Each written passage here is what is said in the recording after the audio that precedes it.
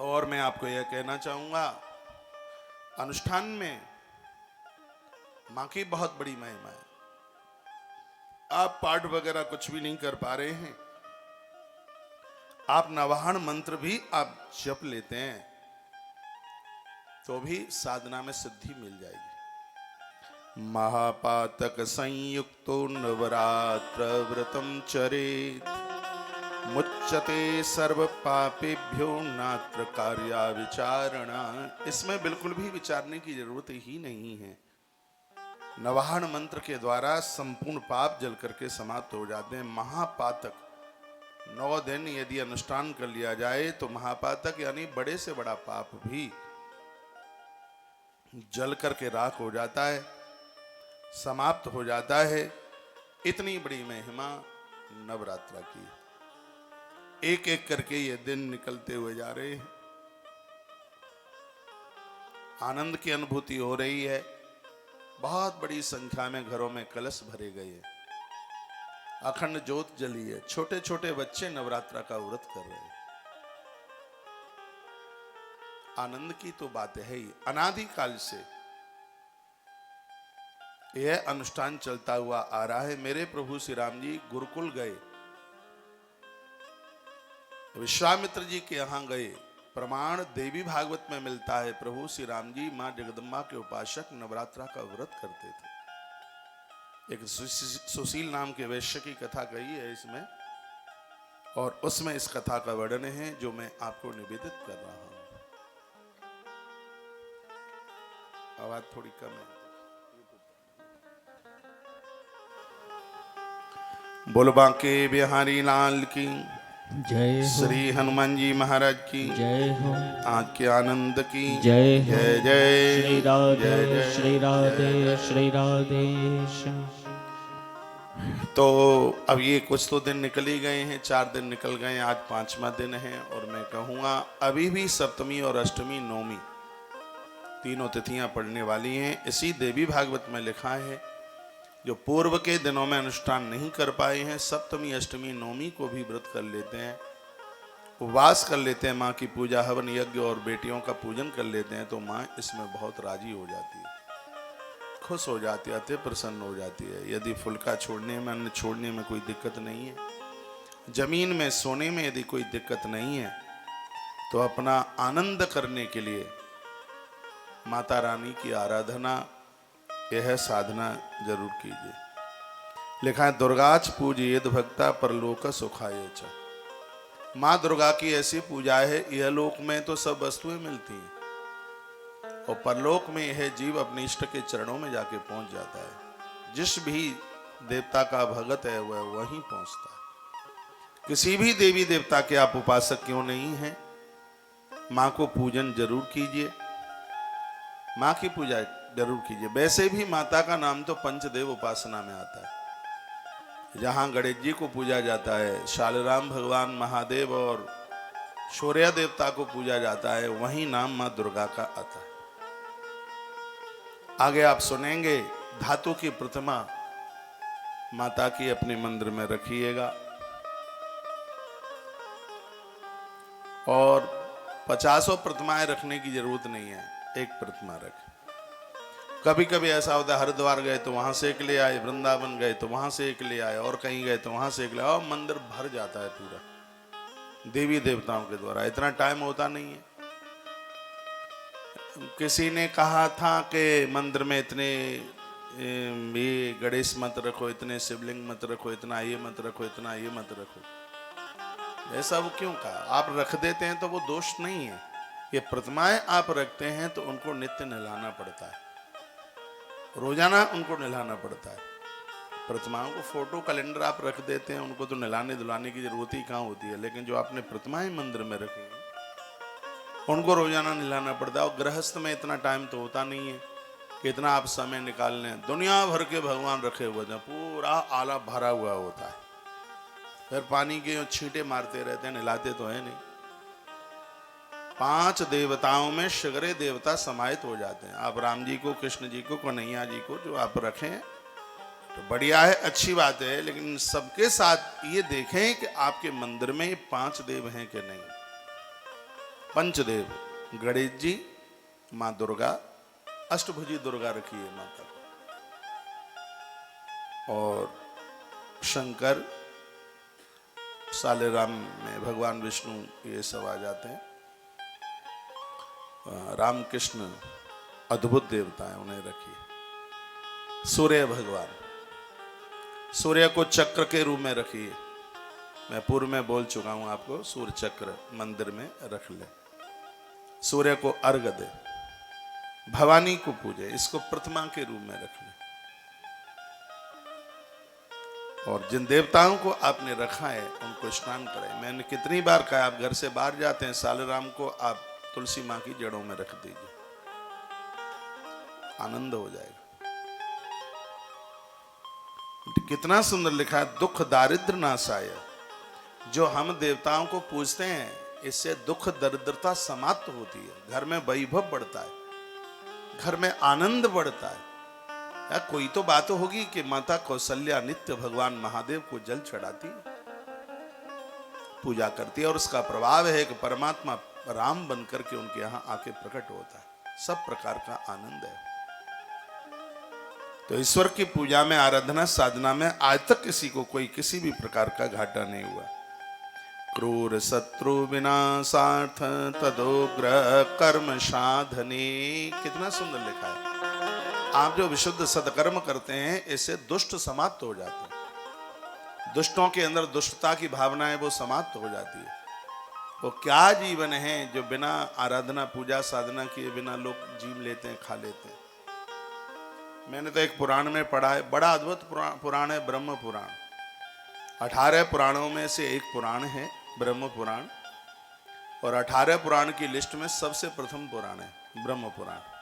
सबसे पहला ब्रह्म है, सबके लास्ट का ब्रह्मांड है।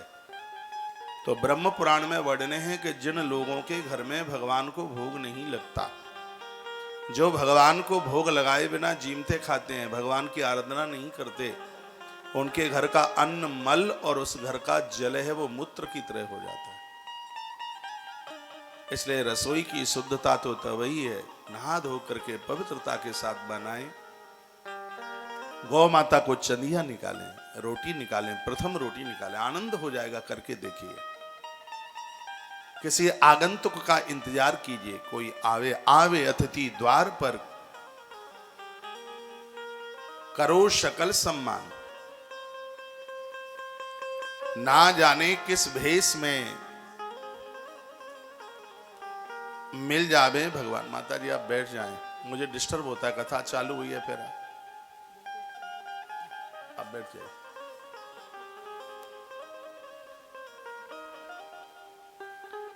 दरवाजे पर आने वाले आगंतुक का इंतजार कीजिए, वो भूखा न जाए। अभी मैं किसी कथा में बोल रहा था, दरवाजे पर आए हुए किसी को जो जल पिलाते हैं, उनका राहु केतु अपने आप ही शांत हो जाता है। उनको जन्मपत्रियां ले करके इधर उधर उन्हें भटकना नहीं पड़ता।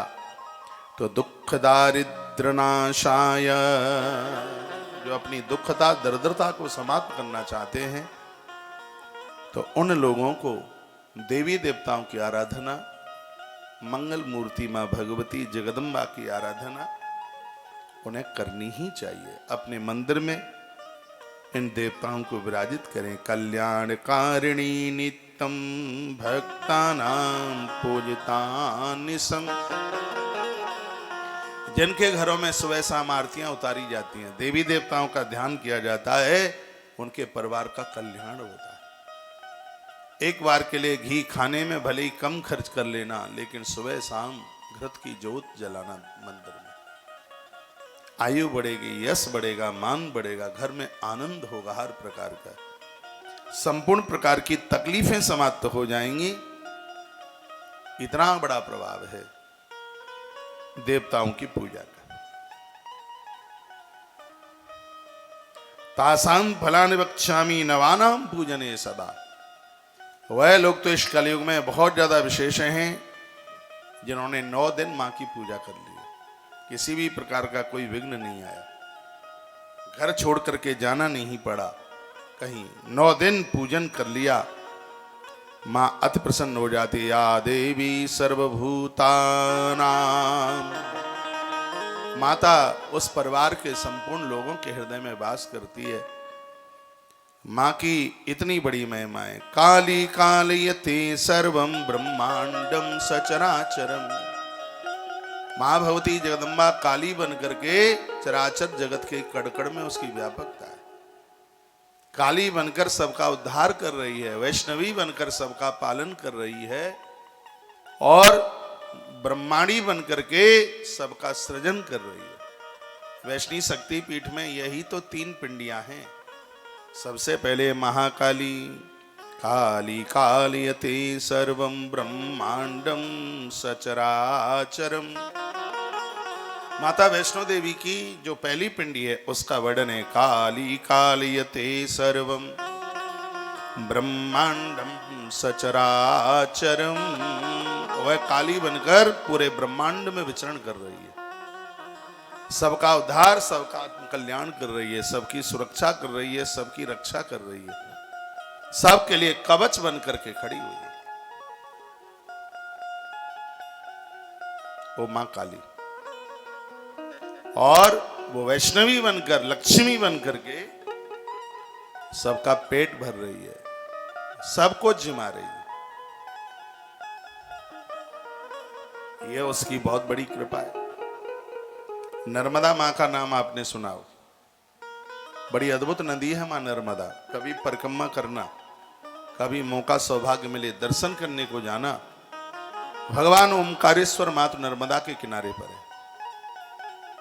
इस नर्मदा मां की पैदल परिक्रमा लगती है 3 महीना, 3 वर्ष 3 महीना 13 दिन लगता है इसकी परिक्रमा में। उसी प्रकार से उसके स्टॉपेज, उसके पड़ाव हैं रुकने के। तो जिन्होंने मां नर्मदा की परिक्रमा लगाई है, मैंने तो नहीं लगाई, एक मां के प्रति मेरी बड़ी श्रद्धा है। मंडला की गौशाला जो बिल्कुल मां नर्मदा के किनारे पर ही है, तो जो साधक हैं मां की परिक्रमा लगाए हैं, वह कहते हैं कि जब कोई मां नर्मदा की परिक्रमा लगाने को जाता है तो स्वयं मां नर्मदा उन परिक्रमा वाले भक्तों के लिए स्वयं रसोई भोजन स्वयं लेकर के पधारती है। वो कौन से भी रूप में चल के आए, मां स्वयं पधारती है। बिल्कुल आएगी, वो जिमाती है क्योंकि वो वैष्णवी है। या देवी सर्वभूतेषु वैष्णव रूपेण संस्थिता। नमस्तस्यै नमस्तस्यै नमस्तस्यै नमो नमः। माता का वैष्णवी रूप है। या देवी सर्वभूतेषु लक्ष्मी रूपेण संस्थिता। नमस्तस्यै नमस्तस्यै नमस्तस्यै नमो नमः। वह लक्ष्मी है, लक्ष्मी बनकर सबका उदर भर रही है, और सरस्वती बनकर के वह सबका सृजन कर रही है। ऐसी माता से दूर मत जाइए। यशास्ताम सुखदाम देवीं सांभवीं पूजयाम्यहम्। वो सांभवी बनकर, कल मैंने बोला ना कि 10 वर्ष की कन्या है, सांभवी का रूप है। सांभवी का अर्थ है जो सबको सुख प्रदानित कर रही है, सबको सुख दे रही है। और मैं आज एक बार फिर कहूंगा, तुम्हारे घर में बच्चों का विवाह समय से नहीं हो पा रहा है, बच्चे बेरोजगार घूम रहे हैं, कहीं इधर उधर भटकने की जरूरत बिल्कुल भी नहीं है। फिर अष्टमी और चतुर्दशी, विवाह के बाद जो नारी कष्ट में है उसको माता के लिए चतुर्दशी का व्रत करना चाहिए, ऐसा कालिका पुराण में वर्णन है। जिन कन्याओं के विवाह में देरी हो रही है, दिक्कत आ रही है, उन्हें अष्टमी का व्रत करना चाहिए, सब समाधान हो जाएगा। दुर्गा सप्तशती इस कलयुग में इस धरती का वरदान है, सब कुछ समाधान हो सकता है उससे। श्रद्धा से पूरे 13, मेरे पास ये दुर्गा सप्तशती है, 13 अध्यायों से परिपूर्ण है, 6 अंग हैं इसमें सप्तशती के। इसमें से कुछ भी, कोई भी अध्याय, कोई भी चैप्टर आप स्वीकार कर लेते हैं, उसी में आनंद हो जाएगा। लेकिन कुछ न कुछ करें तो सही। दुर्गा त्रियायति भक्तम या सदा दुर्गार्तिनाशिनी, दुर्गया सर्वदेवानां ताम दुर्गाम पूजयामि हम। पहाड़ जैसे दुखों को जो खत्म कर देती है, इसलिए तो उसका नाम दुर्गा है। यदि दुख का कोई किला भी बन चुका हो, किला, दुर्ग किला, उसको भी जो ढहा दे, इसलिए उसका नाम है दुर्गा। ऐसी परम्बा मां भगवती को हम नवरात्रा में माता वैष्णो देवी धाम से उसे वंदन कर रहे हैं, उसे प्रणाम कर रहे हैं। मां के चरणों में प्रणाम कीजिए। सुभद्राणी च भक्तानां कुरुते पूजिता सदा, अवधन्नासीन देवीं सुभद्रां पूजयामि हम। 10 वर्ष की कन्या सुभद्रा के रूप में। अब कैसे पता चले कि 3 साल की है, कि 5 साल की है, कि 4 साल की है? तो भगवान व्यास कहते हैं कि छोटी से लेकर के बड़ी तक सर्व प्रकार की बेटियों को आप निमंत्रण दीजिए, आप बुलाइए। आप सब बैठ जाएं, आपके पास फूल पत्तियां हैं, आरती होती है दोपहर को, उस समय चढ़ाएं, क्योंकि जगह बहुत छोटी है। नहीं तो बड़े बड़े पंडालों में आयोजन, तो श्रोता की दूरी ही मुझसे बहुत ज्यादा दूर होती है। यहाँ तो आप खड़े हो जाते हैं तो मेरी कनपटी के ऊपर तो वैसे ही निकल जाते हैं आप। हाँ, बैठिए, बस कथा सुन ले। ये फूल पत्तियां आप लेके चले हैं, तभी ही माता ने स्वीकार कर लिया इसको। तो अभद्रना लिखा है, अभद्रनाशिनीं देवीं सुभद्रा पूजयामि हम। जो पूजित होने पर भक्तों को सदा कल्याण कर देती है, तो जो संपूर्ण अमंगलों का नाश करती है, उसका नाम सुभद्रा है। तो वर्णन है कि नवरात्रा में कन्याओं का पूजन जरूर करें, छोटी से लेकर के बड़ी तक कन्या, तो उसमें सब उम्र की बेटियां आ जाएंगी। ऐसे तो कोई जन्म पत्री देके थोड़ी नौता दोगे आप। तो छोटी से लेकर के बड़ी तक जो कल से जो आप बात सुन रहे हैं, कन्या के पूजन में ये सबका समाधान छिपा हुआ। एक बात लिखिए, वस्त्रालंकार वस्त्रालंकारणैर्माल्यै गंधरुच्यावचैरपि। व्यवस्था हो जाए तो कन्या के चरण धोना है, उसको फूल की माला पहनानी है, भाल पर उसको रोली चंदन लगाना है, उसको भोजन कराना है, दक्षिणा के साथ कोई इसको वस्त्र और दे दीजिए। इससे माता रानी अति प्रसन्न हो जाती है। भले ही एक एक रूमाल दे दें, उसको वस्त्र दें। क्षामां गर्भसमुद्भूता गोलकां कन्यकोद्भवां वर्जनीयां सदा चयिता सर्वपूजादिकर्मसु। तो ये 9 दिन का जो आपने अनुष्ठान किया है, उसमें कन्या के पूजन की बहुत बड़ी महिमा बताई गई है। इसके बिना तो अनुष्ठान पूरा होता ही नहीं है। क्या क्या खिलाएं कन्या पूजन में बेटियों को? अनुष्ठान पूरा हो गया है तो उसको क्या क्या खिलाएं? पायसई रामिशन ब्राह्मणानां च भोजनई। जैसे ब्राह्मण का भोजन खीर के बिना पूरा नहीं होता, तो बेटियों के लिए जब उनका आपने पूजन कर दिया है तो हलवा, आजकल तो सूजी वाला हलवा ज्यादा बनता है, लेकिन जब ये ग्रंथ लिखा हुआ था तब ये सूजी वाला हलवा चलता ही नहीं था। एक पराठा पीस करके और गुड़ डालकर वो हलवा एक दूसरा हलवा बनता था। चलो अब जैसा युग है उस हिसाब से देखें। ये भी हलवा होगा तो मैं कोई विरोध नहीं करता, लेकिन हलवा की पक्की व्याख्या वही है उस समय का जो हलवा बनता था। माता हलवा के ऊपर, चना के ऊपर, चना और हलवा, इससे माता प्रसन्न होती है। आप जो भी रसोई में बनाएं सो बनाएं, इसमें चना हलवा, इसमें खीर की भी बात कही गई है। खीर, इसमें दोनों बातों का वर्णन कर दिया। आगे भी वर्णन है। आज आप अद्भुत कथा सुनेंगे। एक सुरथ नाम का राजा, समाधिर नाम का वैश्य और सुमेधा नाम के महात्मा ने मां भगवती का जो अद्भुत वर्णन किया है, आंख में आंसू ले आता। ऐसी कथा है। एक चौपाई मेरे साथ बोलिए, फिर मैं आगे बढ़ रहा हूं। देवी पूज्य पद कमल कमल तुम्हारे, देवी पूजी पद कमल तुम्हारे, सुर नर मुनि सब मोहि सुहारे। देवी पूजी पद कमल तुम्हारे, देवी पूजी पद कमल तुम्हारे, सुर नर मुनि सब मोहि सुहारे। देवी पूजी पद कमल तुम्हारे, सुर नर मुनि सब मोहि सुहारे।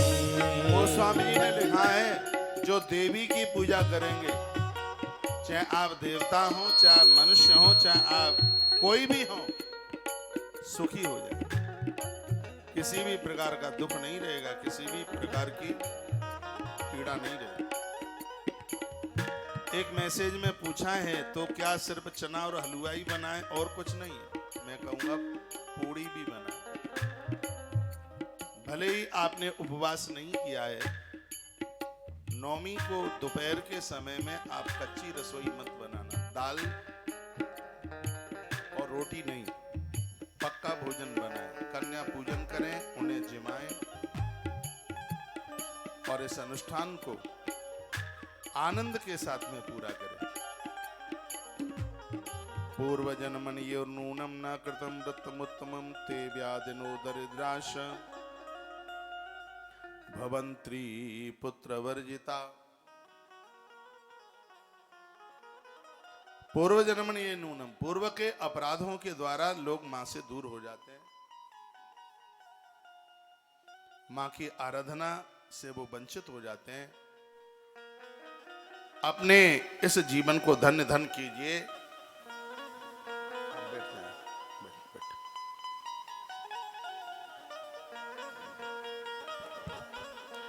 आप माता के नवरात्रा की महिमा सुन रहे हैं। राजा जन्मेजय ने पूछा, कहा गुरुदेव सुनने में बहुत आनंद आ रहा है। आपने कथा में यह बताया था कि माता रानी के तीनों चरित्रों का श्रवण करें, उसका पाठ करें। 3 चरित्र हैं दुर्गा सप्तशती में, प्रथम चरित्र, मध्यम चरित्र और उत्तर चरित्र, 3 है। तो जन्मेजय राजा ने पूछा, गुरुदेव आप हमें यह बताएं कि तीनों चरित्र सबसे पहले किसने किए, और जिसने किए माता रानी ने उनके ऊपर कैसे कृपा का वर्षण किया। जन्मेजय पूछ रहे हैं, कहते हैं महिमा, ये मेरे सामने ग्रंथ है, दर्शन कर लो, देवी भागवत है, और यह पूरा नवरात्रा विधि इससे आप सुन रहे हैं। कुछ चैप्टर में कालिका पुराण से ले रहा हूं, और क्यों कालिका पुराण में मां की पूजा विधि बहुत ज्यादा है, बहुत ज्यादा, विशेष रूप से इतना मुझे लगता है ही नहीं किसी ने। कहीं कहीं थोड़ा सा प्रसंग में मार्कंडेय पुराण का भी ले लेता हूं। मार्कंडेय पुराण की कथा कह ली है तो उसमें से सब सूत्र याद हैं, तो जहां जहां जरूरत है मैं उसमें से भी कुछ बातें आपके बीच में रख रहा हूं।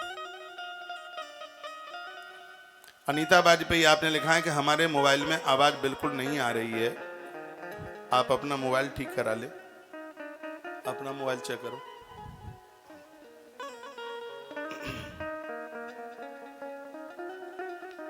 जन्मेजय ने कहा कि महिमा वर्णतः सम्यक चंडिकाया स्पया मुनि केन च आरिता पूर्वम चरित्र त्रिय योगिता।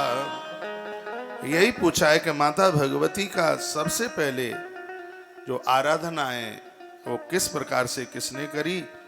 जो आपने तीनों चरित्रों की बात हमें बताई है, तो वो 3 चरित्र किसने सबसे पहले उनका पाठन किया।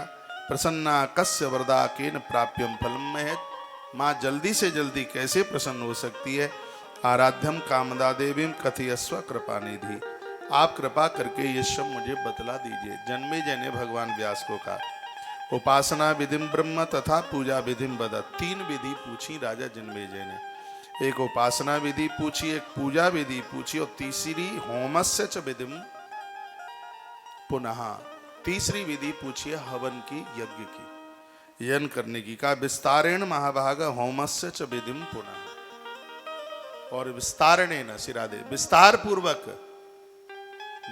पूर्वक आप इसको बताइए, इसमें संक्षेप ना करें तो आपकी बहुत बड़ी कृपा होगी। सूत जी कहते हैं इति भूप वचस्वत्तः प्रीतः सत्यवती सुतः प्रत्युवाच नृपम कृष्ण हो महामायाय पूजनम। सूत शौनक ऋषियों को कहते हैं। कथा 3 जगह चल रही है। सूत शौनक ऋषियों के बीच में नैमिषारण्य में कथा चल रही है। ये कथा जन्मेजय और भगवान व्यास के बीच में ये कथा हस्तिनापुर में चल रही है। और हमारे और आपके बीच में ये कथा कटरा में चल रही है, माता वैष्णो देवी के चरणों में। 3 जगह श्रोता है। 3 ताली मत बजाना, नजर लग जाएगी। अच्छा, तो 3 जगह ये कथा चल रही है। भगवान व्यास कहने लगे स्वारोच सिंतरे पूर्वम सुरथो नाम पार्थिव बभूव परमोदार प्रजापालन तत्परा।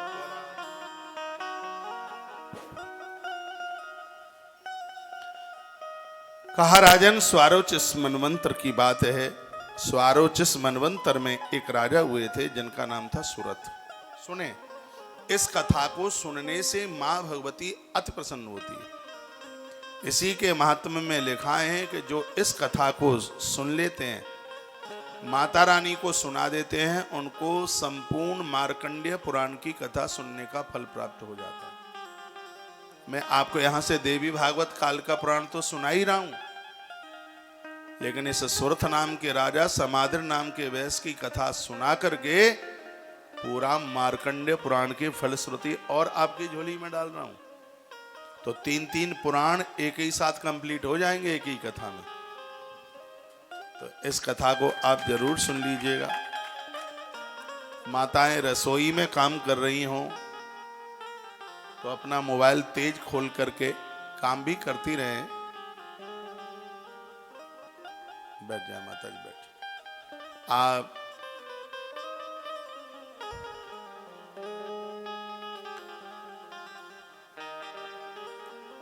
मोबाइल थोड़ा तेज खोल करके काम भी करते रहें, आलू भी छीलती रहें और कथा भी सुनते रहें। माता जी रूठ के चली गई। अच्छा,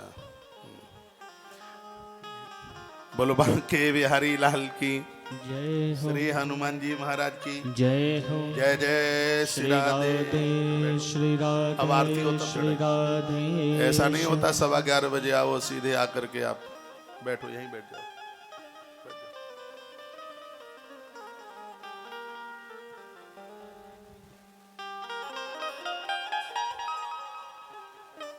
आपका ध्यान इधर हो। तो मार्कंडेय पुराण की फलश्रुति छिपी है इस कथा में। जिस कथा को आप सुन रहे हैं, स्वारोच सिंतरे पूर्वम सुरथो नाम पार्थिव बभूव परमुद्धारः प्रजा पालन तत्परः। भगवान व्यास कहते हैं, हे जन्मेजय, स्वारोचिस मनमंतर में एक बहुत बड़ा राजा हुआ जिसका नाम सुरथ था। और उस राजा की बड़ी महिमा थी। प्रजा को अपने पुत्र की तरह पालकार था, प्रजा पालन तत्परा। प्रजा को पालने में उसका ऐसे ध्यान था जैसे एक मां का ध्यान अपने बच्चे के ऊपर होता है।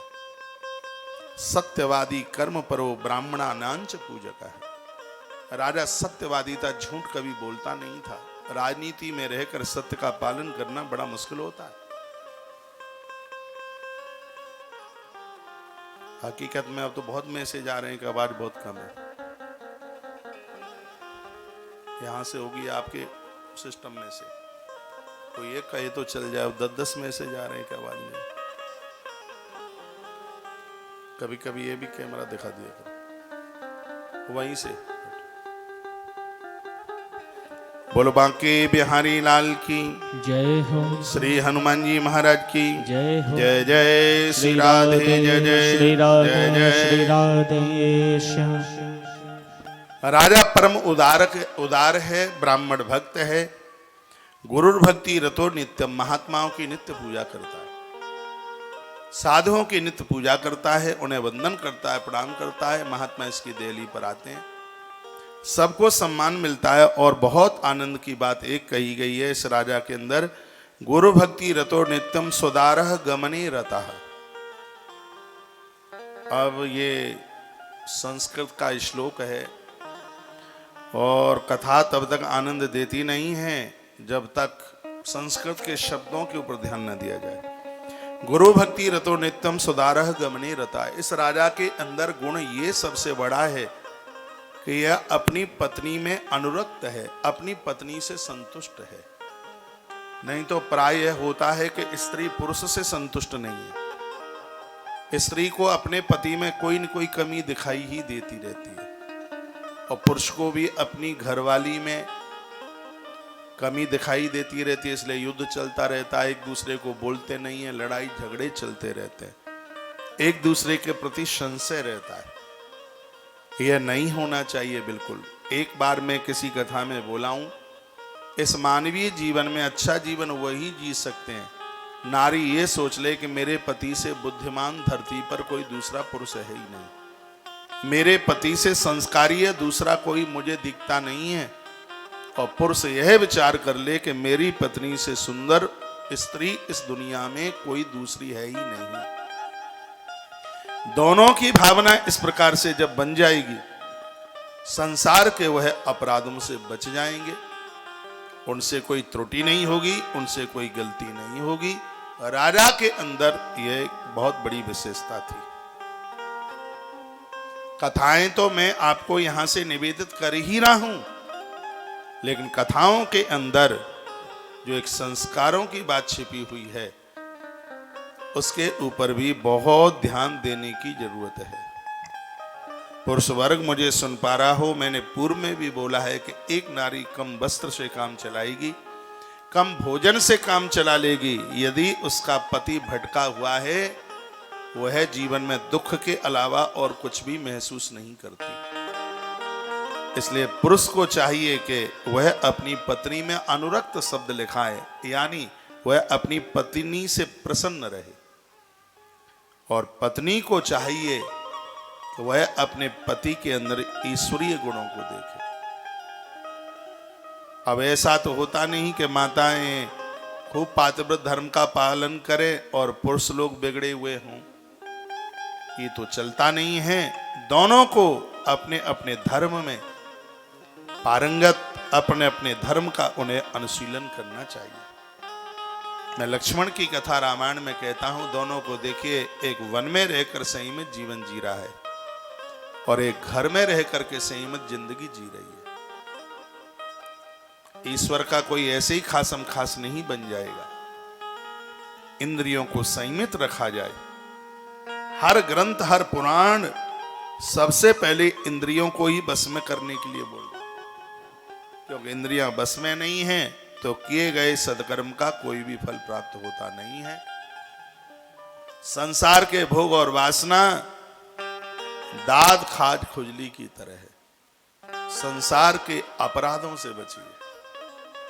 हर चौराहे पर लूटने वाले चोर डकैत खड़े हुए हैं, इनसे अपने जीवन की जेब कैसे बचा लोगे, वो होशियारी होनी चाहिए। मैंने तो यहां तक पढ़ा है, पूज्य राम सुखदास जी महाराज कहते थे कि ताला टूटा, चोर चोरी करके ले गए, कुछ नहीं ले गए, दोबारा आ जाएगा, चला गया है आ जाएगा, फिक्र मत करो। लेकिन जिसके सदाचार की चोरी हो गई है वो वापस आने वाला नहीं है। अपने सदाचार को बचाइए, अपने चरित्र को बचाइए। लुटेरे लुटेरियां खड़े हुए हैं तुम्हें लूटने के लिए। जिंदगी में सूर्पणखा चल करके आवे तो कैसे अपने आप को सुरक्षित रखना है। जीवन में दशानन आवे तो उस समय कैसे आपको जानकी बनना है, सीता बनना है। यही तो हमारे ग्रंथ बताते हैं। इस राजा के लिए कहा कि गुरु भक्ति रतो नित्यम सुधार गमनी रतो। कोई कितना भी बड़ा गुरु भक्त हो, कोई कितना भी बड़ा परमात्मा का भक्त हो, लेकिन जिसकी इंद्रियां लुटी हुई हैं, जिसको वासना की वृत्ति है, जो कोई वासना के रूप में किसी को छूना चाहते हैं, छूना बुरा नहीं है, लेकिन किसी को छुए तो ऐसा लगे कि बहन को, बेटी को छुआ है, पिता को छुआ है, भाई को छुआ है। स्पर्श दोष एक बहुत बड़ा दोष है। इंद्रियां भटकती हैं। इसलिए साधक को चाहिए कि 3 फीट की दूरी बना करके, साधक 3 फीट की दूरी बनाकर संयमित जीवन जी करके अपने जीवन का निर्वहन करे। और भी काफी बातों का वर्णन किया है। दान शीलो विरोधी च धनुर्वेदैक पारग एवं पालयतु राज्यम मलिक्षा पर्वतवासी। अपना कल्याण चाहने वाले व्यक्ति को दानशील होना चाहिए, संयमित होना चाहिए। राजा के अंदर ये विशेषता थी, उसके अंदर देने की भावना थी। चरित्रवान राजा, एक पुरुष के अंदर जिस गुणवत्ता का वर्णन किया गया वो सब उसके अंदर था। उसकी गृहिणी भी बड़ी साधना युक्त जीवन जी रही थी, और धरती में वो लोग बड़े धनवान हैं। आप सब नेत्र बंद करके अपने अपने आप को पूछ लेना, उनसे अमीर धरती पर कोई नहीं है जो अपने आप से संतुष्ट है। जो देवियां अपने पति से संतुष्ट है, जो पुरुष अपनी पत्नी से संतुष्ट है, कोई किसी को धोखा ना दे। ये पाप नहीं, ये पाप का बाप है, ये बहुत बड़ा अपराध है।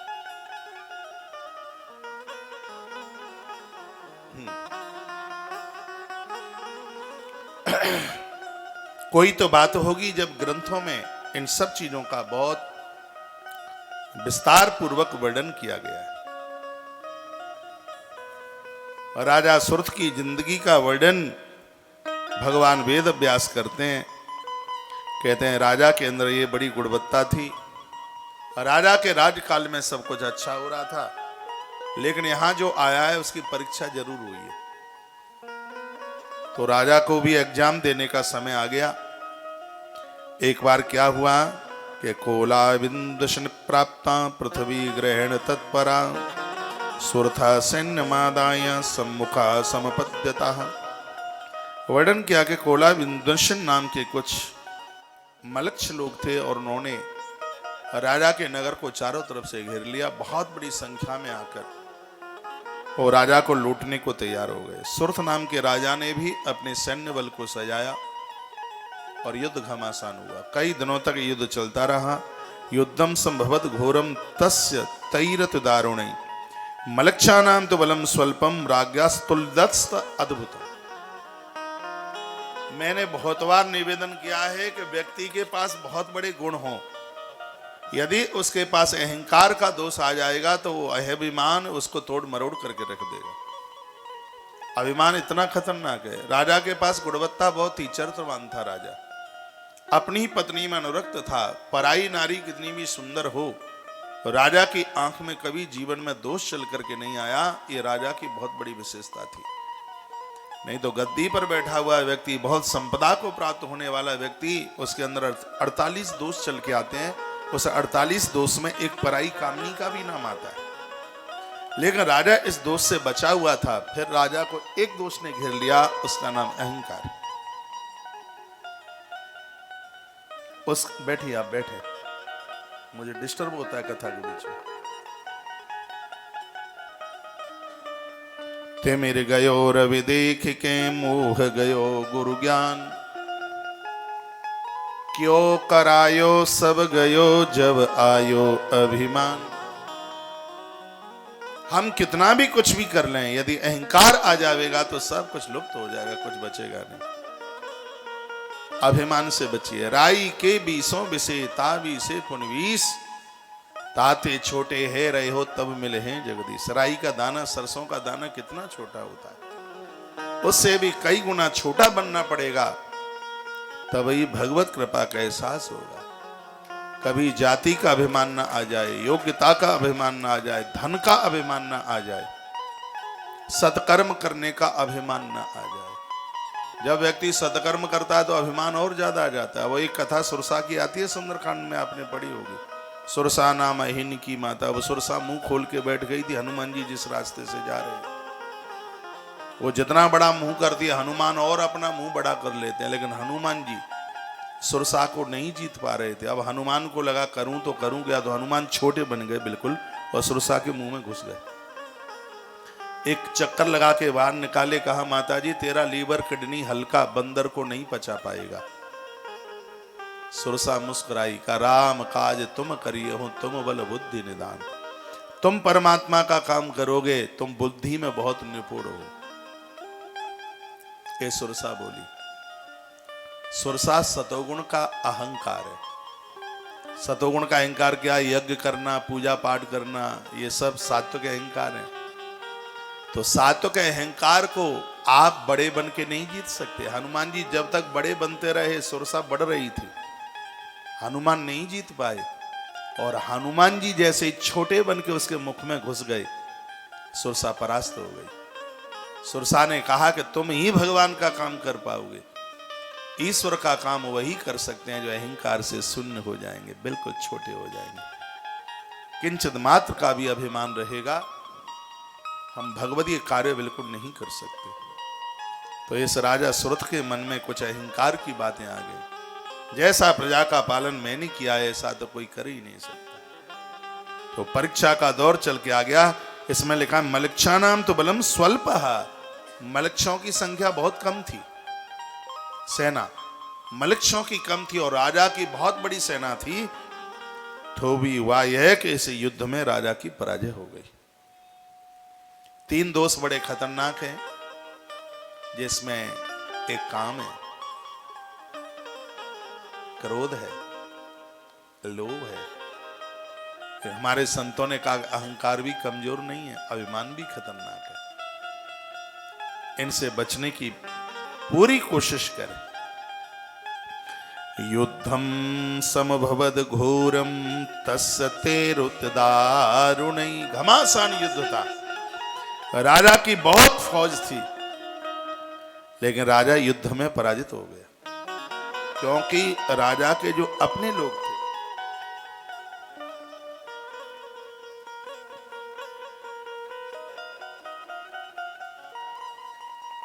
तो राजा के जो अपने लोग थे वो दुश्मनों के साथ जाकर के मिल गए। राजा बड़ा चिंतित हो गया। सुरथ नाम का राजा मंत्रणा शत्रुवशगा मंत्र योगश्च ते किल किम करोमीति मनसा भूपति समवन्मिचित। सोइए मत, मां की कथा आलस्य प्रमाद बिल्कुल भी नहीं। मां के दरबार में बहुत बड़ा योग्य बनकर आराधना नहीं, उसके बेटा और बेटियां बनकर उसकी कृपा की अनुभूति करें। मां कृपा कर देगी, देवी देवता कृपा कर देंगे। आइए, मैं बालक तू माता शेरा वाली है अटूट यह नाता शेरा वाली है। बड़ा अच्छा लग रहा है कि आप स्थानीय लोग भी 1 मिनट काफी सुनने को आ रहे हैं। आप बुरा मत मानिए, मेरी व्यासपीठ बहुत छोटी सी है, ऊंचाई उसकी कम है, जगह बहुत छोटी है, और मैं आप सबको अनुमति दे दूं आने के लिए तो कथा ही नहीं होगी, आप फूल ही चढ़ाते रहेंगे। फूल उधर चढ़ाओ, माता जी बैठी हैं, प्रणाम करो, ठीक है। जब आरती हो तो देखो, रुपया पैसा तो देवताओं को भी बुरा नहीं लगता, तो मुझे क्यों बुरा लगेगा? हाँ, देवता भी प्रसन्न हो जाता है तो लेकिन ऐसा रुपया पैसा जो मुझे कथा कहने में दिक्कत दे, तो फिर उसका मैं विरोध कर दूंगा। 1:30 बजे आरती होती है, जो भी आप चढ़ाते छोड़ते हो, 1:30 बजे आप सबको ही, मैं यहाँ सबको प्रसाद देता हूँ। मैं 9 दिन आप सबको केला यहाँ से प्रसाद में दे रहा हूँ, क्योंकि केले का प्रभाव है। एक केला मैं भी ले रहा हूँ रोजाना। तो आप बुरा ना मानिए, आपके बीच में पहली बार मैं आया हूँ, और मैं तो बस प्रार्थना पूर्वक ही बोलता हूँ। तो बस आप जैसे ही आए, अब मेरे आने से पहले आप आ जाते हैं, आरती में आ जाते हैं, तो आप फूल पत्तियां जो भी आप चढ़ाते हैं चढ़ाइए। जब कथा शुरू हो जावे फिर तो बस बस कथा कथा कथा। आइए 2-3 बनते गुनगुनाते हैं।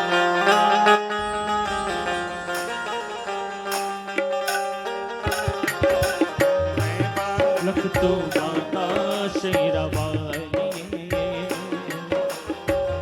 अटोटिए नाता शेरावाली हो। लख तो माता शेरावाली है अटोटिए नाता शेरावाली शेरावाली माँ जोतवाली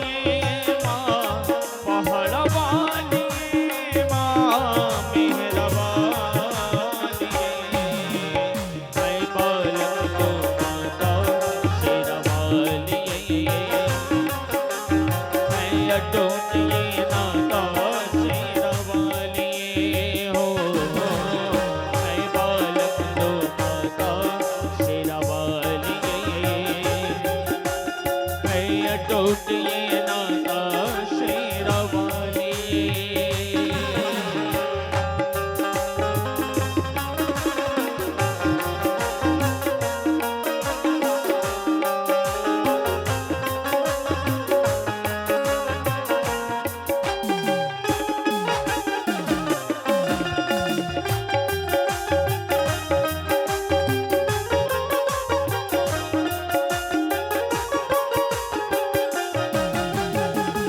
तेरी ममता मिली है मुझको, तेरा प्यार मिला तेरी ममता मिली है मुझको, तेरा प्यार मिला तेरी आंचल की छाया में मन का फूल खिला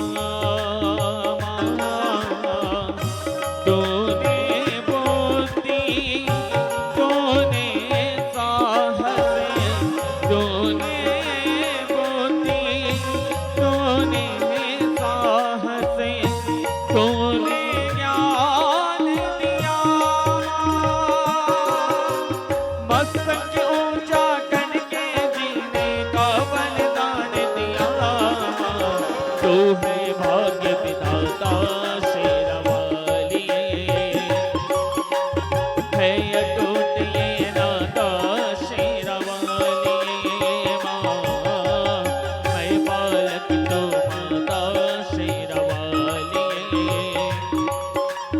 है अटूट ये नाता शेरावाली शेरावाली माँ जोतावाली माँ मेहरावाली माँ पहाड़वाली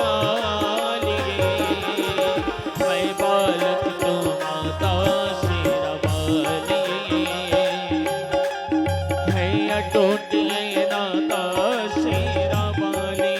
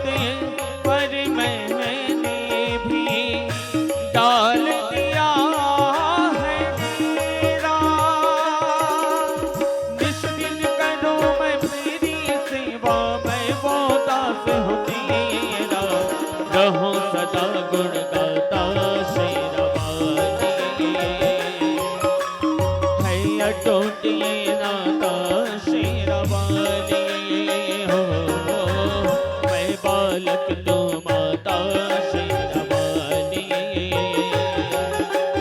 है अटूट ये नाता शेरावाली शेरावाली माँ पहाड़वाली माँ मेहरवाली माँ जोतवाली है बालक तू माता शेरावाली है अटूट ये नाता शेरावाली हो है बालक तू माता शेरावाली है अटूट ये नाता शेरावाली शेरावाली माँ पहाड़वाली माँ मेहरवाली माँ जोतवाली मैं बालक तू माता शेरावाली है अटूटी नाता शेरावाली माँ मैं बालक तू माता शेरावाली है अटूटी नाता शेरावाली शेरावाली माँ पहाड़वाली माँ मेहरवाली माँ जोतवाली मैं बालक तू माता शेरावाली है अटूटी नाता शेरावाली माँ मैं बालक तू माता शेरावाली है अटूटी नाता शेरावाली शेरावाली माँ पहाड़वाली माँ मेहरवाली माँ जोतवाली मैं बालक तू माता शेरावाली है अटूटी नाता शेरावाली मैं बालक तू माता शेरावाली है अटूटी नाता शेरावाली मैं बालक तू माता शेरावाली है अटूटी नाता शेरावाली शेरावाली माँ ब्रह्मवाली माँ मेहरवाली माँ जोतवाली मैं बालक तू माता शेरावाली है अटूटी नाता शेरावाली मैं बालक तू माता शेरावाली है अटूटी नाता शेरावाली। बेटी कितनी खुश हो रही है। सिरा दे। बोलिए सांचे दरबार की जय हो वैष्णो माता की जय हो आज्ञानंद की जय हो जय जय श्री राधा जय जय श्री राधा जय जय। श्री राधेश। राजा उन मलक्षों के द्वारा युद्ध में पराजित हो गया। सुनिए इधर माताओं, और अपने घर में आके बैठ के विचारने लगा। मेरे ही अपने मंत्री, मेरे ही अपने सैनिक दुश्मनों से जाकर के मिल गए, और मुझे ऐसा लगता है कि ये मेरा भेद दे करके और मुझे मरवा डालेंगे। यहां श्रीमद् देवी भागवत में एक बड़ी अच्छी बात कही है, वो ये है कि अपनों को धोखा देना इतना बड़ा जबरदस्त अपराध है कि जिसका कोई प्रायश्चित नहीं है। सोने की चोरी की है उसका प्रायश्चित है, शराब पी है उसका प्रायश्चित है, रिश्वत ली है उसका प्रायश्चित है, लेकिन जहां रह करके अपनों को धोखा दिया है इसका कोई भी प्रायश्चित नहीं है। मैंने पूर्व में भी बोला है, आपका बेटा हो, आपका पति हो, जिस कंपनी में, फैक्ट्री में जहां काम करता है, मन नहीं लगता छोड़ दीजिए, लेकिन वहां रह करके हमसे किसी भी प्रकार का, किसी भी क्षेत्र में है हम, नुकसान नहीं होना चाहिए, क्योंकि वहां से पैसा लेकर के आप अपने परिवार का भरण पोषण कर रहे हैं। और प्राय बहुत बार हो जाता है कि लोग जहां रहते हैं और वहीं की बुराई करते हैं, और ऐसे लोग चाहे जितना पूजा पाठ जब तब करें कुछ भी नहीं मिलता। श्रीमद् देवी भागवत की जो कथाएं हैं वो एक बहुत बड़ी हमें सीख भी देती है। तो राजा को यह लगा कि लोगों की बुद्धि में पाप चल करके आ गया है, और कितना सुंदर श्लोक लिखा है, पाप बुद्धि विश्वासो न कर्तव्य कदाचन। उन लोगों का कभी भी विश्वास मत करना जिनकी बुद्धि पाप में ग्रसित हो चुकी है, जो दूसरों की कटुता बुराई करते हैं, आलोचना करते हैं, उन लोगों की पाप ग्रसित बुद्धि है। जो दूसरों की आलोचना बुराई कर रहे हैं वो कल तुम्हारी भी कर सकते हैं। ऐसे लोगों को पास भटकने मत दीजिए, ऐसे लोगों की संगति मत कीजिए। पाप बुद्धिश विश्वासो ना कर्तव्य कदाचन किन्न ते वही प्रकुर्वन्ति यही लोभ वसगा नरः। पाप बुद्धि पुरुषों पर कभी भी विश्वास न करें, क्योंकि जो मनुष्य लोभ के वशीभूत होते ही वह क्या नहीं कर सकते। जिनकी बुद्धि में लोभ है वो लोग ना अपने माता पिता के होते, ना भाई बंधुओं के होते, और ना वो कभी गुरुजनों के होते जिनके माथे में लोभ आके बैठा है। एक बड़ा सुंदर श्लोक है, भ्रातरम प्रतरम मित्रम सुहृदम बांधवम तथा। जिसके जीवन में सिर्फ धन ही है, सिर्फ पैसा ही है, ऐसे लोग अपने माता पिता को मार डालते हैं। और ऐसी बहुत घटनाएं घटी, सोते हुए पिताजी को मार डाला, मां की हत्या कर डाली, भाई को मार डाला। जिनके जीवन में लोभ प्रवृत्ति, ऐसे लोगों का संग देवी भागवत कहती है आज ही छोड़ दें। जिनके जीवन में धर्म से बढ़कर के पैसा है, अर्थ है, वो पैसे के लिए कुछ भी कर सकते। पैसे के लिए स्त्री पति को छोड़ दे, पैसे के लिए पति स्त्री को पत्नी को छोड़ दे, पैसे के लिए माता पिता को छोड़ दिया जावे। ऐसे बहुत जन हैं जिन्होंने धन की वजह से अपने माता पिता को छोड़ दिया है। श्रीमद् देवी भागवत कहती है कि जिनके जीवन में अर्थ है, जिनकी बुद्धि में अर्थ है, उसकी बुद्धि पाप में ग्रसित हो गई है। ऐसे लोगों का यदि विश्वास कर लिया तो प्राणों की आफत कभी भी आ सकती है। तो जो राजा के जो अपने मंत्री लोग थे उनकी बुद्धि में अर्थ ही तो चल के आ गया था, और वह दुश्मनों से जाकर के वो मिल गए। तो उस संदर्भ में यहाँ 5-7 श्लोक लिखे हैं, का भ्रातरम पितरम मित्रम सुहृदम बांधवम तथा। जिनकी बुद्धि में धन ही है, अर्थ है, ऐसे लोग भ्रातरम भाई को मार डालेंगे, पितरम पिता को मार देंगे, मित्रम मित्र अपना और जो भी है उसे मार देंगे, गुरुम पूज्यम द्विजम द्वेष्टि लोभाविष्ट सदा नर। जिनके जीवन में लोभ वृत्ति है उनका ना कोई गुरु होता, उनका ना कोई माता पिता, ना कुटुंब खानदान, ना बंधु बांधव। उसके जीवन में उनकी बुद्धि में सिर्फ अर्थ और अर्थ और अर्थ ही होता है। समझदार लोगों को ऐसे लोगों की कभी संगति नहीं करनी चाहिए जो धन के लोभ में कुछ भी कर सकते हैं। ऐसे लोग कभी भी अपने नहीं हो सकते। ऐसे लोगों से दूरी बना करके रखें, ऐसा भगवान व्यास राजा जन्मेजय को बोल रहे हैं। और ये बातें तो हमारे और आपके लिए कही जा रही है।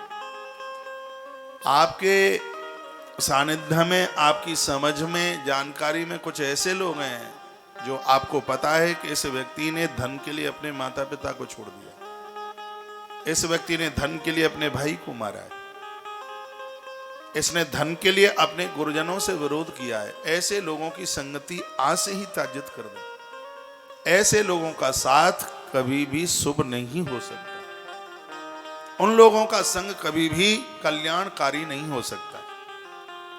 पाप बुद्धिम न विश्वासो, उन लोगों की बुद्धि पाप में ग्रसित हो गई है, और ऐसे लोगों का कभी भी जीवन में विश्वास मत कर लेना, नहीं तो वह हमारे लिए बहुत बड़े दुखदाई हो जाएंगे। ये इस कथा में कुछ सीखने को मिल रहा है। गुरुम पूज्यम ध्वजा द्वेष्टि लोभाविष्टि सदा नरा। लोभ बुद्धि वाले लोग, उनके जीवन में कोई गुरु नहीं होता, कुछ नहीं होता, ना उनके जीवन में कोई देवी देवता होते। उनकी जिंदगी में सिर्फ धन और धन और धन ही होता है। तस्मान मया न कर्तव्यो विश्वास सर्वथा दो न। तस्मान मया न कर्तव्यो, कर्तव्य यही है कि ऐसे लोगों के ऊपर कभी भी विश्वास मत करना। इनका विश्वास कर लिया तो ये हमारे प्राण भी ले लेंगे। स्पष्ट वर्णन है। तो राजा सोचने लगा कि मंत्री वर्गोति पापिष्टे शत्रु पक्ष समाश्रते, धन के लिए मेरे ही मंत्री दुश्मनों से मिल गए हैं। यदि मैंने इनके ऊपर विश्वास कर लिया तो मेरे भी प्राण चले जाएंगे। राजा मन में बैठा बैठा ये सोच रहा था, विचार कर रहा था। प्रति संचित्त मनसा राजा परम दुर्मना, एकाकी है मारुया निर्जगाम पुरातन। राजा आधी रात्रि को अकेला घोड़ा सजाता हुआ संभालता हुआ आधी रात्रि को राजा किले से बाहर निकल गया। इसने अपने संग किसी को नहीं लिया। असहायोथ निर्गत्य गहनम वनमाश्रिता है, और जंगल में पहुंचा। ये सोचने लगा कि मेरे पास आज इतनी आफत, इतनी परेशानी है, आज मेरा कोई नहीं है कि इस समय में क्या करूं, आत्महत्या कर लूं। सामने नदी बह रही है, नदी में डूब जाऊं। अंदर से आवाज आई, नहीं, आत्महत्या करना ठीक नहीं है, जीवन का कोई समाधान नहीं है। मैंने पूर्व में भी बोला है कि आत्महत्या करना जीवन का कोई समाधान नहीं है। धरती पर ऐसा कोई पुरुष और ऐसी कोई स्त्री नहीं हुई जिसको जीवन में एक बार मरने की आवाज अंदर से न आई हो, मरने के लिए चले हो।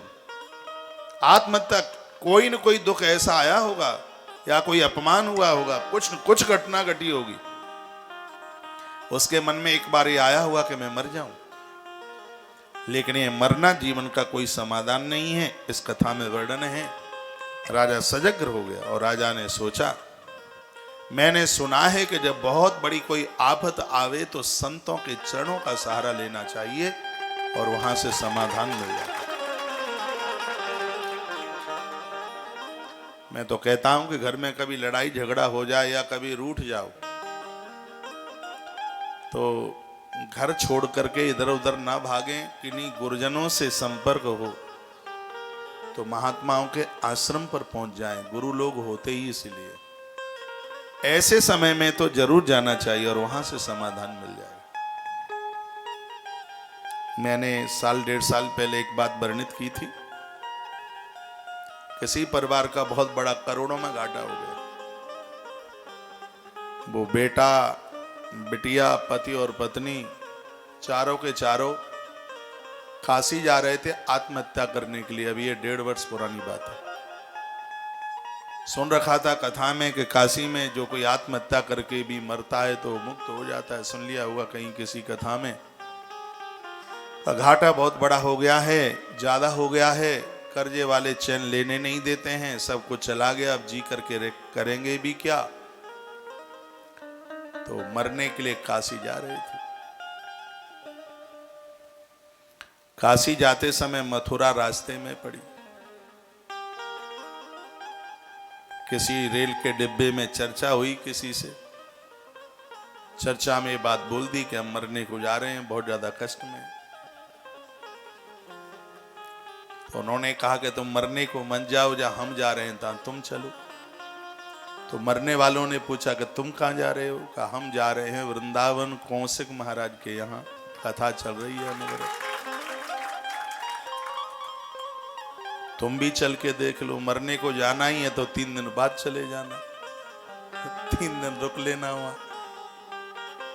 तो वहां स्टेशन पर उतर के और वो आश्रम आ गए। उन्होंने पूरी घटना हमें सुनाई। उस समय मैं बंदरों की सेवा करने को जा रहा था और वो टेम्पू में से उतर रहे थे। मैं गेट पर था। उन्होंने पाम छुए, आंख में आंसू थे। मैंने कहा आश्रम पहुंचिए, मैं लौट के आता हूं। मैं बंदर सेवा से लौट के आया, तब तक कथा का टाइम हो गया। फिर मैं उनको शाम को मिला। उन्होंने पूरी अपनी बात बताई। मैंने कहा आप चिंता न कीजिए। वो कैमरे के आगे नहीं आते थे। कथा चलती थी तो पहले से वो बोल देते थे कैमरा हमारे ऊपर मत लगाना, नहीं तो लोग पीछा करके यहाँ तक, आप समझ गए होंगे सब अच्छे, हमारे ऊपर कैमरा ना लगाइए। तो कैमरे वाले बच्चे उनके ऊपर कैमरा नहीं लगाते थे। हमें तो आभास हो रहा था कि इनका भी समय बदलेगा। अभी ज्यादा टाइम नहीं हुआ है, बहुत लंबे समय तक वो आश्रम में, लगभग 1.25 साल तो वो आश्रम में रहे। उसके बाद में फिर वो बोले कि बराह पुराण की कोई कथा चल रही थी, उसमें एक मंत्र दिया था। 40 दिन उन्होंने चारों ने नीचे मंदिर में बैठकर उसका जप किया। अनुष्ठान की जैसे ही उसकी पूर्ति होने वाली थी, इतना अद्भुत बिहारी जी का चमत्कार, भगवान की कृपा हुई।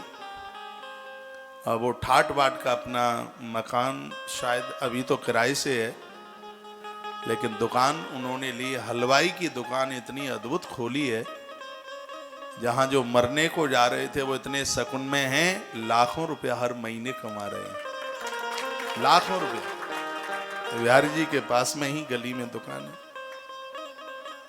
अभी मैं यात्रा वाले दिन बिहारी जी के दर्शन करने को गया,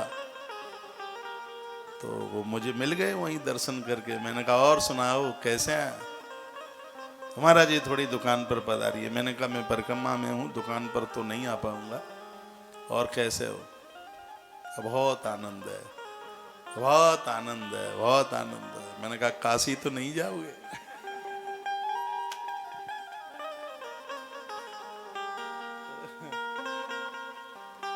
हमारा जी जीवन बच गए।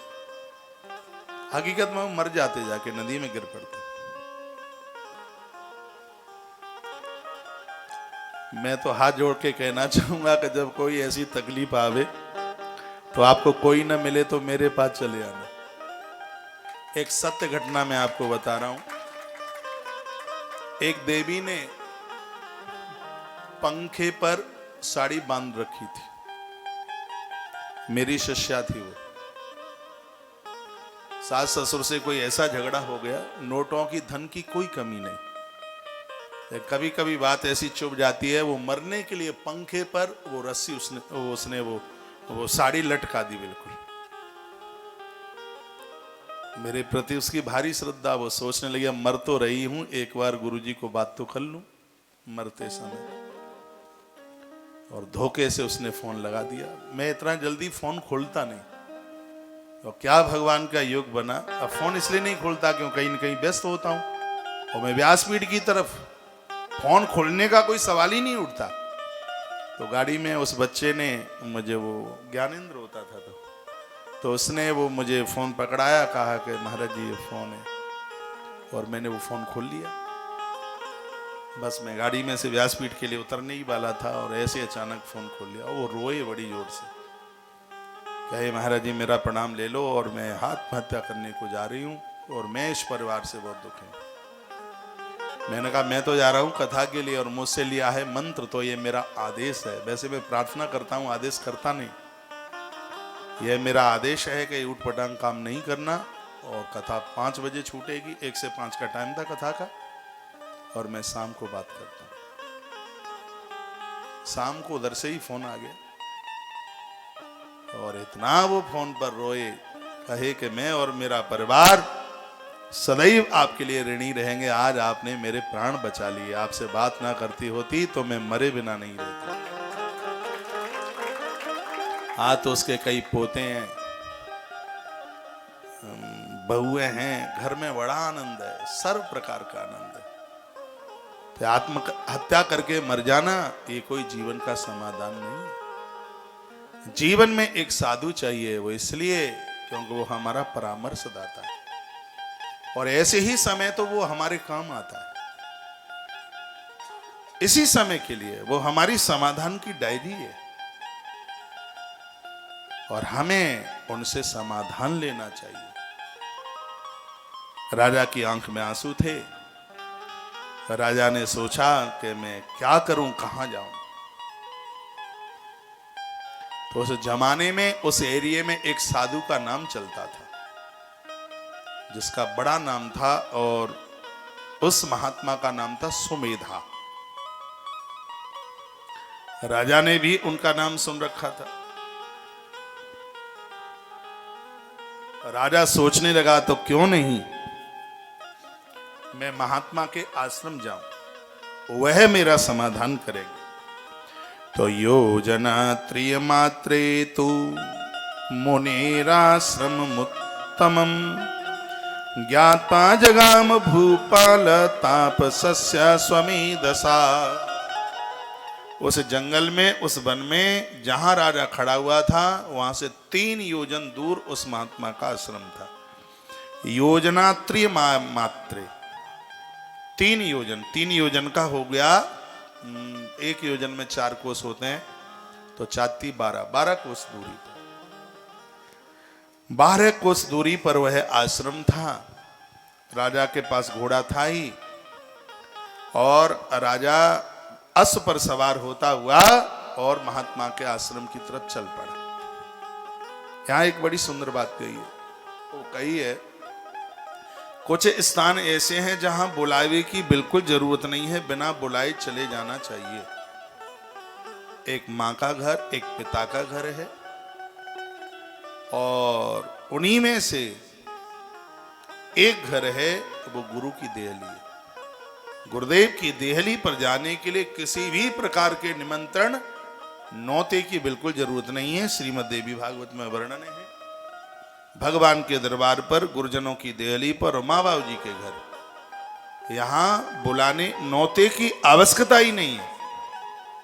यहां तो बिना बुलाए हुए भी जाना चाहिए। पता लगता है कि गुरुजनों के यहाँ कोई आयोजन हो रहा है, कोई उत्सव हो रहा है, और सूचना बस ये पता लग गया कि आयोजन हो रहा है, भले ही पड़ोस में कार्ड आ गया है, और आप वहां उस साधु से आप जुड़े हैं, तो बिल्कुल भी नौते की जरूरत नहीं है, बिना निमंत्रण के चला जाना चाहिए।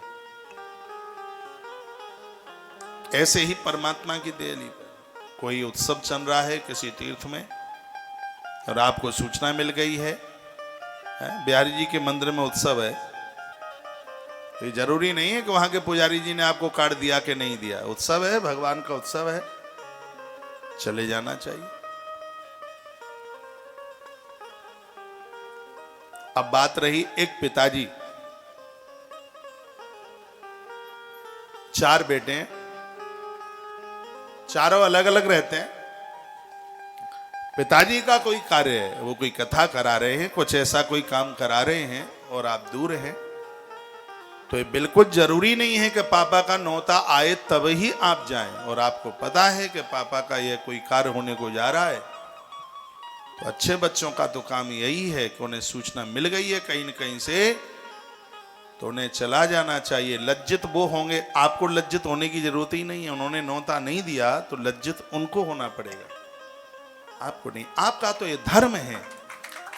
भले ही पत्नी 25 बार कह रहे सबको नौता है, तुम्हारे लिए नौता ही नहीं है, क्या आप जा सकते हैं? आप कैसे जा सकते हैं? हमारे ग्रंथ कहते हैं, बिना नौता के भी पापा के यहाँ, मम्मी के यहाँ, भगवान के किसी उत्सव में और गुरुदेव की देहली पर बिना नौते के, बिना निमंत्रण के जाना ही चाहिए।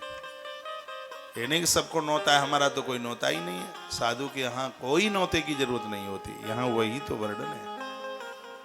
तो राजा सुरथ जिसका नाम है, तो उसने ये नहीं मन में सोचा कि मेरे लिए कोई वहां से आदेश थोड़े ही आने के लिए, कोई नौता थोड़े ही है, वहां मैं कैसे जाऊंगा। राजा ने जाने की ठान ली कि मुझे गुरुदेव के चरणों में पहुंचना है, मुझे वहीं से अब जीवन जीने का समाधान मिलेगा। तो योजनात्रिय मात्रे तु मुनराश्रम उत्तमम ज्ञाता जगाम भूपाल तोपस्तस्सु मेधसा। 3 योजन यानी 12 कोस दूरी पर वह राजा पहुंचा आश्रम के पास। हवन की सुगंधी आ रही थी, खुशबू आ रही थी। साधुओं का तो औरा ही अद्भुत होता। आदमी जैसा जीवन जीता है उसके आसपास का औरा वैसा ही होगा। रोगी आदमी होगा, उसके कमरे में घुस जाइए, कैप्सूल पड़े होंगे, टैबलेटें पड़ी होंगी, कुछ सिरपें पड़ी होंगी पीने के लिए, पूरा का पूरा वातावरण पूरा अस्पताल जैसा लगेगा उसके कमरे में घुस के देखें तो। किसी नशीले व्यक्ति के उसके कमरे में आप घुस जाइए, गुटखा पुड़ियाँ पड़ी होंगी, जर्दा तम्बाकू चूना चाकर पड़ा होगा उसमें, वो सब ऐसा ही होगा। ये हमारा जो शयन कक्ष है वो हमारे बारे में सब कुछ बता देता है। जो हमारा जो निजी आवास है, जहां हम रात्रि के 8 घंटे निकालते हैं, हम क्या हैं वो आस पास का जो स्थान है वो हमें बता देगा, हम क्या है। आप हमें किसी के शयन कक्ष में खड़ा कर दीजिए, नाक सूंघ के बता देगी कि आदमी कैसा है। इसलिए लोग हमें अपने शयन कक्ष में कम लेके जाते हैं, अच्छी बातें नहीं लेके जाते।